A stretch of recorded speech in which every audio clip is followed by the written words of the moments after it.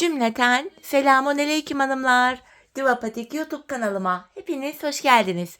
Bugün birlikte çok kolay, çok güzel iki şiş dikişsiz bot patik yapacağız. Ben patiğimde gri ve toz pembe olmak üzere iki tane normal patiklik ip kullandım. Şişlerim 3 numara. Modelimiz de bu şekilde. Gerçekten çok şık, çok güzel, kolay bir model oldu hanımlar. Hemen yapıp giyebileceğiniz tarzda bir model. Tabanımız bu şekilde. Topuğumuz. Modelimizin hiçbir yerinde dikişimiz yok. Bu patik benim elimin ölçülerine göre 37, 38, 39 numara ayaklar için uyumlu oldu. Daha büyük yapmak ya da daha küçük yapmak isteyenler olabilir. Hanımlar, örerken sizlere gerekli hatırlatmaları da yapacağım. Fakat daha büyük yapmak isteyenler bakın şurada modellerimiz var. Pudra gri olacak şekilde. Daha büyük yapmak isteyenler buraya bir model fazla yapabilir. Daha küçük yapmak isteyenler de bir model eksik yapabilir. Bu şekilde patiğin boyutu büyüyecek ya da küçülecektir. Kaç numara yapacak olursak olalım başlangıç sayımız aynı hanımlar. Bilek bölümünden modelimize başlayacağım. Gri ipim ile ipimin ucunda şöyle bir miktar bir ip bıraktım. 70-80 santim kadar 55 ilmek atarak başlıyoruz. 1, 2, 3, 4, 5, 6. Bu şekilde 55 ilmek atalım gelelim. Evet, 55 ilmeğimi attım geldim hanımlar. Hemen şu ucumuza bir düğüm atıyorum. Patiğimizin bilek bölümünde bakın şöyle ön yüzde 3 düz bir ters, arka yüzde de 3 ters bir düz lastik uygulaması yaptık. Şimdi burada hanımlar başlangıç bölümünü bitirdik. İlmeklerimizi attık. Şimdi geri dönüyoruz. Bu aşamada benimle aynı işlemi yaparsanız bakın burada ilmeklerimiz modelin içi bütünlüğü tam denk gelecektir. Kenar ilmeğimizi öncelikle örmeden alıyoruz. Şöyle hemen yanına bir ilmek düz örüyoruz. Kenar ilmeğini aldık, bir ilmek düz ördük. Devamında 3 ilmek ters, bir ilmek düz. 3 ilmek ters örüyorum. Bir ilmek düz. 3 ilmek ters, bir ilmek düz. 3 ters, bir düz örüyoruz. Sıra sonuna kadar bu şekilde örüp gelelim. Evet, sıra sonuna kadar ilmeklerimi ördüm. Şimdi geri dönüyorum. Ön yüzdeyim hanımlar. Ön yüzde olduğumuzu şöyle kabul ediyorum.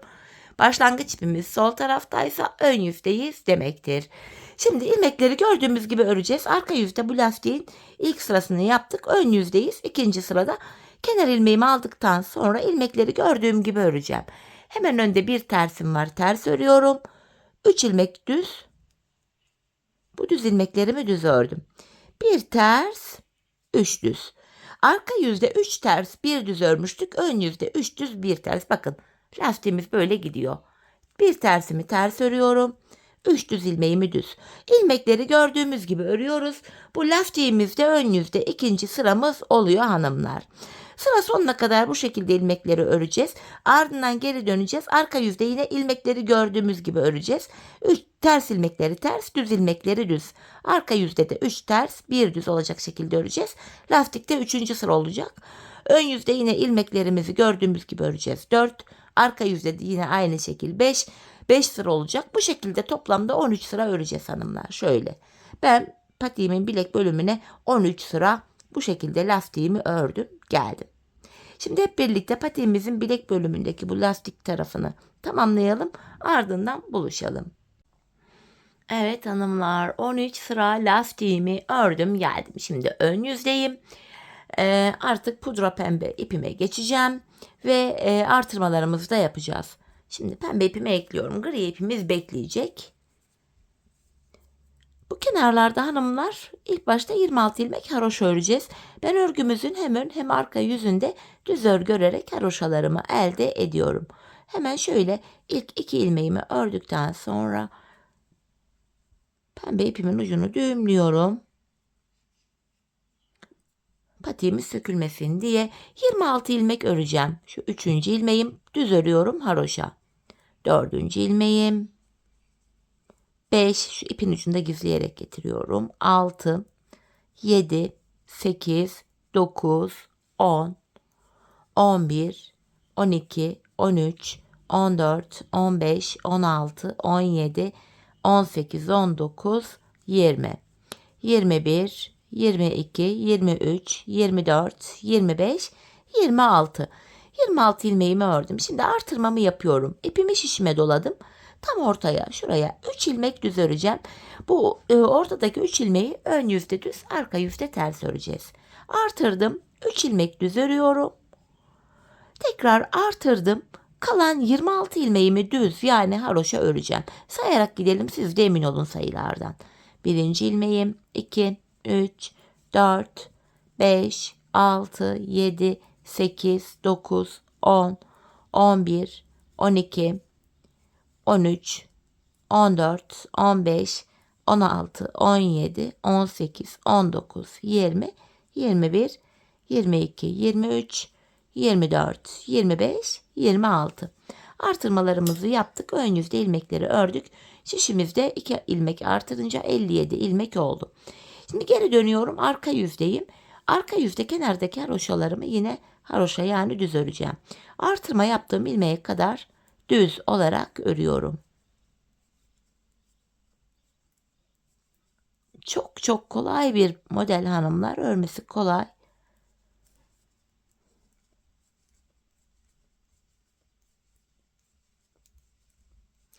Evet, artırdığım ilmeğim, bunu da düz ördüm. Gördüğünüz gibi bakın. Düz olarak ördüm. Bunlar haroşa olarak geçecek hanımlar. Artırdığımız ilmekler haroşa olarak örülecek. Tam ortadaki 3 ilmeğimi arka yüzdeyim ters olarak örüyorum. Diğer artırdığım ilmeğimi de yine düz ördüm yani haroşa. Kalan ilmeklerimi de sıra sonuna kadar haroşa olarak örüyorum. Böylece pembe ipimiz ile bir diş haroşamız oluştu. Ön yüzde arka yüzde düz örünce bir diş haroşa oluyor.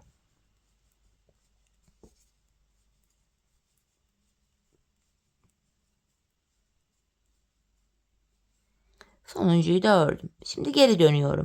Ön yüzdeyiz. Yine aynı şekilde artırmalara devam edeceğiz. Her defasında ilmek saymaya gerek yok. Bakın ortadaki üçlü düz ilmeğimiz belli. Bu 3 ilmeğin sağından ve solundan artırma yapıyoruz sadece. Şimdi ön yüzdeyim. Artırma yaptığımız ilmeğimize kadar ilmeklerimizi yine haroşa olarak örüyoruz hanımlar.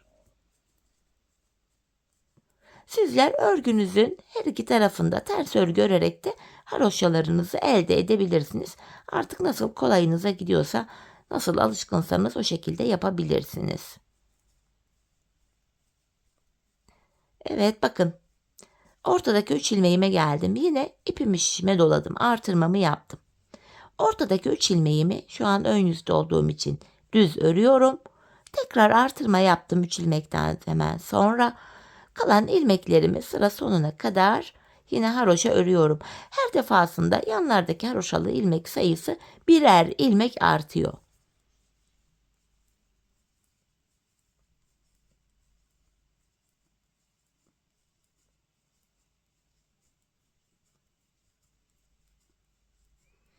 Evet, sıra sonuna geldik. Geri dönüyoruz, arka yüzdeyiz. Arka yüzde artırma yapmıyoruz. Yine kenar ilmeğimi aldıktan sonra artırma yaptığım ilmeğe kadar yine ilmeklerimi haroşa olarak öreceğim. Artırma yaptığımız ilmeği de haroşa yani düz öreceğiz. Sadece ortadaki üçlü ilmeğimizi arka yüzde ters öreceğiz.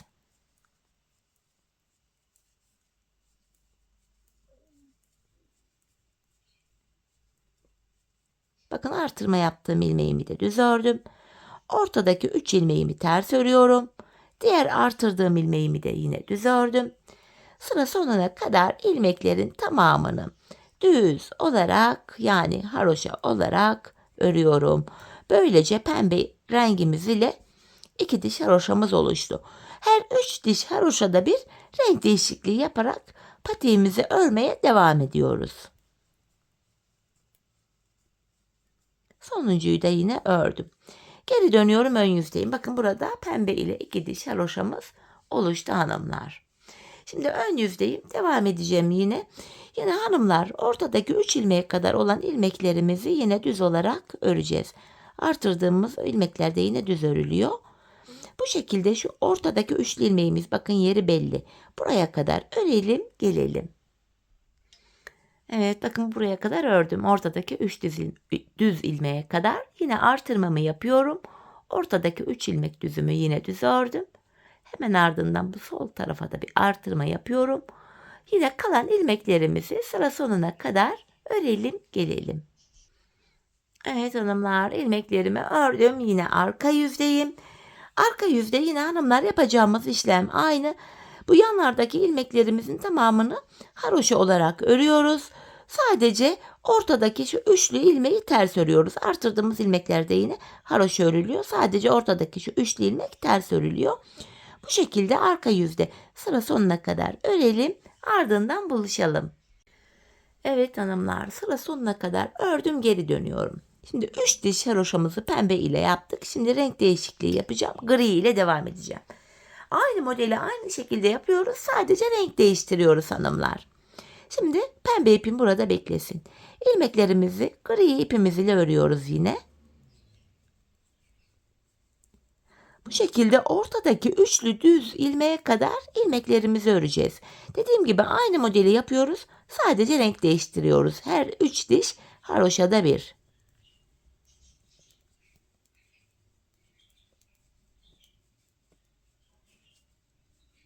Evet. Yine bakın ortadaki üçlü düz ilmeğe kadar geldim. Artırma yapıyorum. Bu 3 ilmeğimi düz örüyorum. Tekrar artırma yaptım. Kalan ilmeklerimizi yine sıra sonuna kadar örelim, gelelim.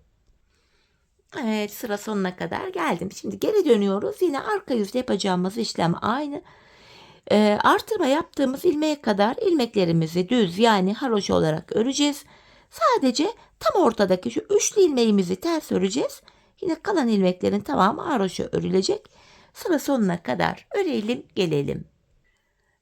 Evet hanımlar, sıra sonuna kadar ördüm. Bu defa burada gri ipimiz ile bir diş haroşamız oluştu. Burada yine gri ile 3 diş haroşa olana kadar devam edeceğiz. Her defasında ön yüzde ortadaki 3 düz ilmeğe kadar örüyoruz. Artırma yapıyoruz.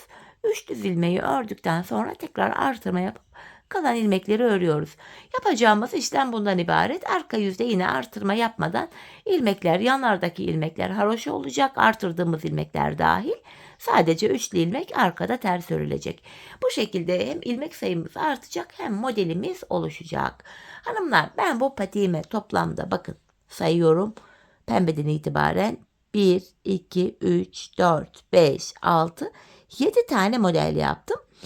Bu 7 model bitene kadar da şişimde toplamda 97 ilmeğim oldu. Şimdi büyük yapmak isteyenler vardır, olacaktır. Büyük yapmak isteyenler en son şu pembe model bittikten sonra buraya 3 diş daha gri ile haroşa örebilirler. İlmek sayısı 6 ilmek daha artacaktır. Yani ilmek sayınız 97 değil de 103 olacak 6 ilmek fazla olunca. Böylece patik boyutu büyür. Ya da ben küçük yapacağım diyenler varsa ben buraya 7 model yaptım. Buraya yaptım en son böyle pudra 7. modeli yapmayacaksınız. Buraya toplamda 6 tane model yapacaksınız. En son gri ile yapıp modeli tamamlayacaksınız. Böylece ilmek sayınız benimkinden 6 ilmek eksik olacak. Yani 91 ilmek. Küçük yapmak isteyenler de bu şekilde yapacaklar. Patiğin boyutu böyle belirlenecek. Ben yaptığım bu sayılara göre, yani 7 model yaptım. 97 ilmeğim oldu. Patik boyutum 37, 38, 39'a uygun oldu. Bakın esneklik payı da gayet güzel. Şöyle elimle de gösteriyorum. Model böyle oldu. Şimdi ölçülerimize göre hanımlar artırmalarımızın tamamını bitirelim. Gelelim, ardından buluşalım.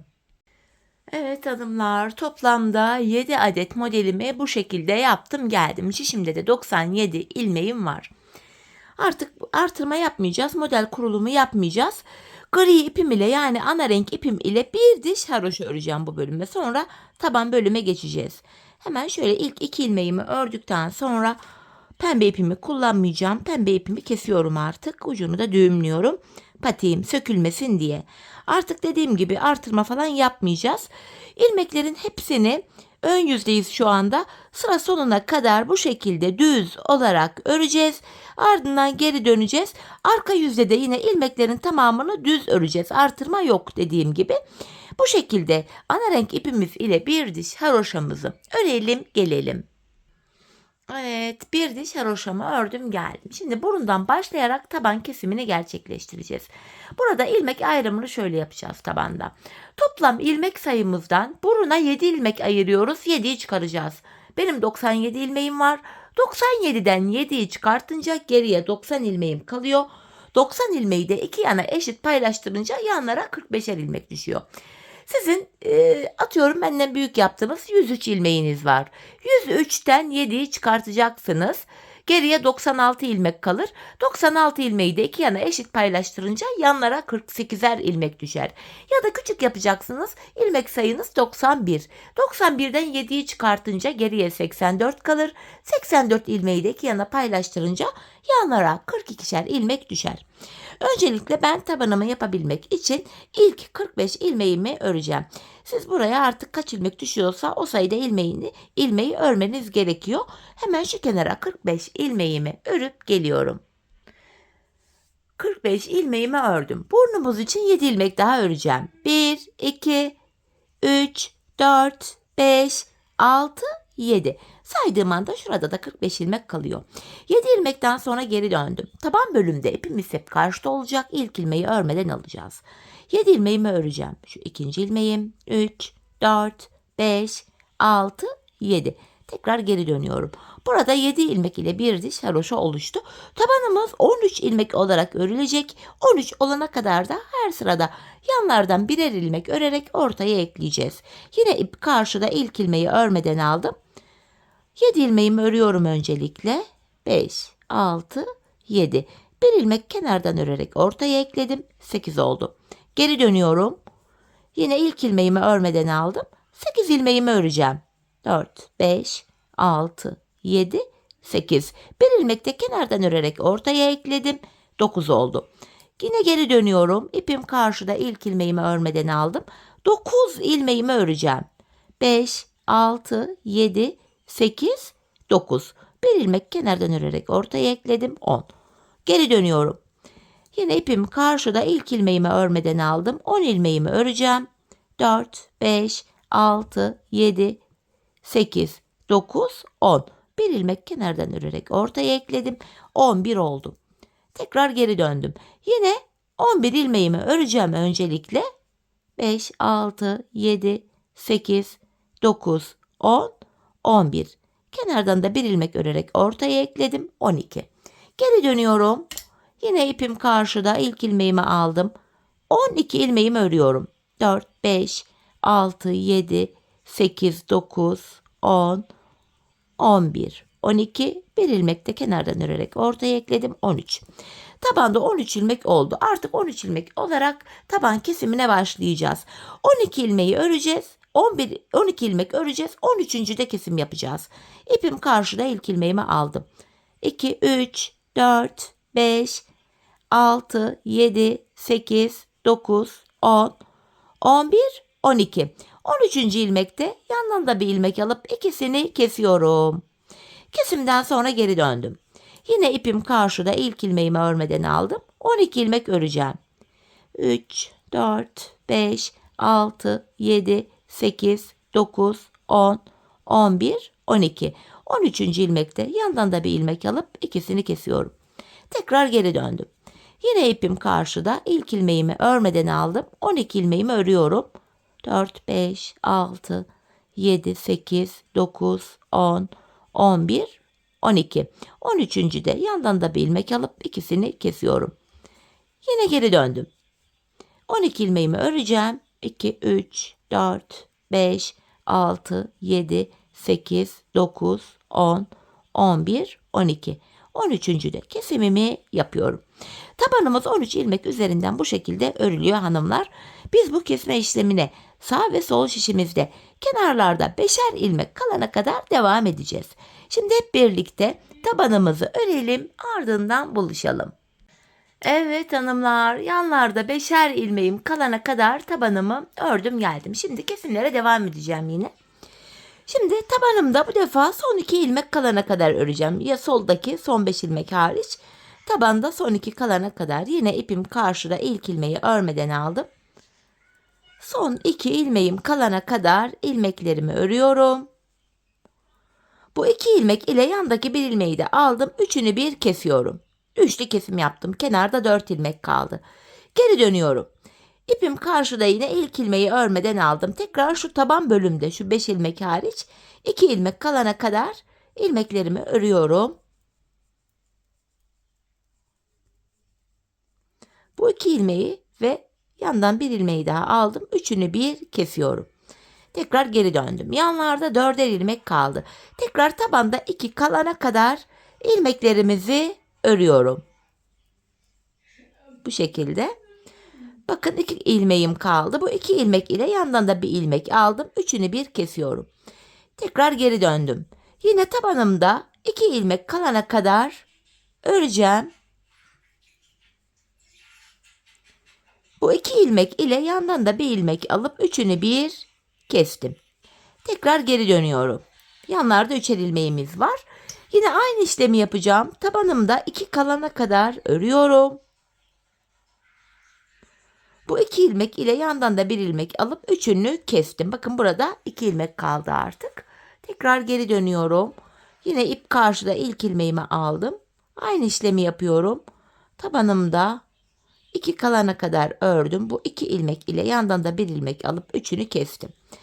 Yine geri döndüm. Aynı işlemi yapacağım. Tabanımda 2 kalana kadar ördüm. Bu 2 ilmek ile yandan da bir ilmek alıp üçünü kesiyorum. Bu kenarda artık bir ilmek kaldı. Tekrar geri döndüm. Yine ipim karşıda, ilk ilmeğimi örmeden aldım. Yine bakın 2 ilmek kaldı burada. Bu 2 ilmek ile yandan da bir ilmek alıp üçünü kestim. Tekrar geri döndüm. Son kez kesimleri yapacağız. Tabanımda yine 2 kalana kadar ördüm. Bu 2 ilmek ile burada kalan son ilmeği de alıp hepsini kesiyorum. Yine geri döndüm. İlk ilmeğimi aldım. Bir ilmek ördükten sonra bakın burada 2 ilmek kaldı. Bu 2 ilmek ile kenardaki bu bir ilmeği de alıp üçünü bir kesiyorum. Şimdi hanımlar, burada tığ yardımı ile bakın bu 3 ilmeğin üçünü bir topluyorum artık şöyle. Bir tane zincirimi şöyle attım. Bakın hanımlar, taban bölümünü, topuk bölümünü böyle kestik. Topuğumuzda şöyle oval bir görüntü oluştu. Şimdi tığlama tekniği ile patiğimizin arkasını yapacağız. Yapacağımız işlem şu: patiğimi ters çeviriyorum. Şöyle.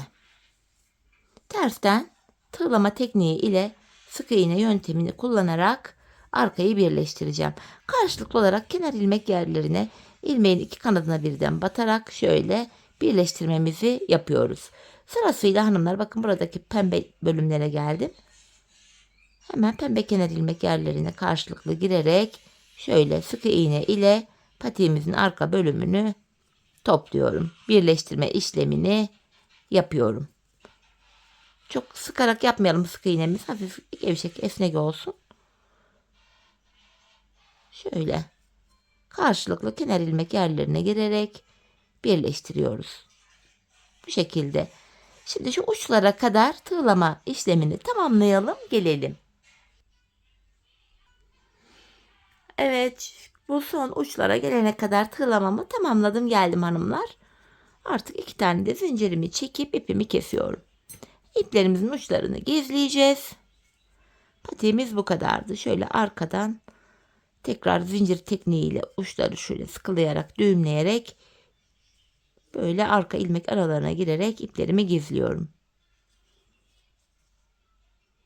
Patiğimiz bu kadardı hanımlar. Hemen çevireceğim düz tarafını. Bakın görüntü itibariyle şöyle patiğimiz, şöyle hemen düzelteyim kenar arkayı da. Şöyle. Bakın haroşa örgü olduğu için gayet esnek, ayağı saran hoş bir model oldu. Hemen makine ayağıma da giydireceğim hanımlar. Birlikte modelimizin ayaktaki duruşuna da bakalım. Çok güzel, çok şık, çok da kolay bir model oldu. İlk defa patik yapacak hanımların da tercih edebileceği tarzda bir model oldu hanımlar. Ben çok beğenerek, çok severek yaptım. Umarım sizler de benimle birlikte beğenerek, severek yaparsınız. Yapacak olanlara da şimdiden kolay gelsin diyorum. İşte hanımlar, modelimizin ayaktaki duruşu da bu şekilde. Tabanımız, patiğimizin kenarlardan görünüşü, önden duruşu, topuğumuz. Evet hanımlar, bugünlük de benden bu kadar. Umarım sizlere faydalı, hoş bir video olmuştur. Yeni modellerde, yeni videolarda buluşmak dileğiyle. Şimdilik hoşça kalın, sağlıcakla kalın.